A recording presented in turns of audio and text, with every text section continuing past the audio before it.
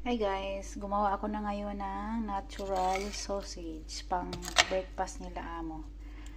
Ayan, di ko na binidyohan kung ano yung mga ingredients dyan, secret na lang. Ayan, hindi na kami bumibili ng ano guys, yung nabibili sa supermarket na sausage kasi ayaw nila kasi health conscious nga sila.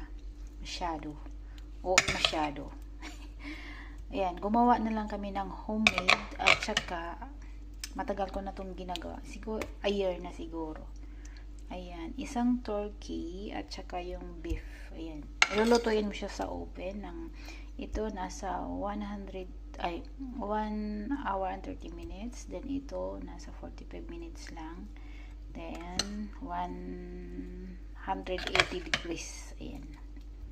Ayan na, tapos pag naluto siya, ayan, hiwain mo na lang slice, ganun. Tapos, iserve mo everyday, morning.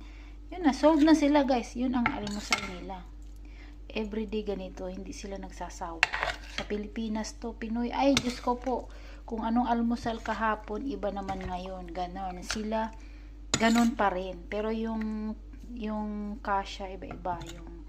Yung rich ka, tapos yung isa yung yung isa yung yellow, nakalimutan ko yung isang yellow, tapos oatmeal. Ayan, yung tatlo na yan, salitan lang. So yan guys, yan lang ang amo ko, matipid sa ulam, matipid ang kanilang breakfast.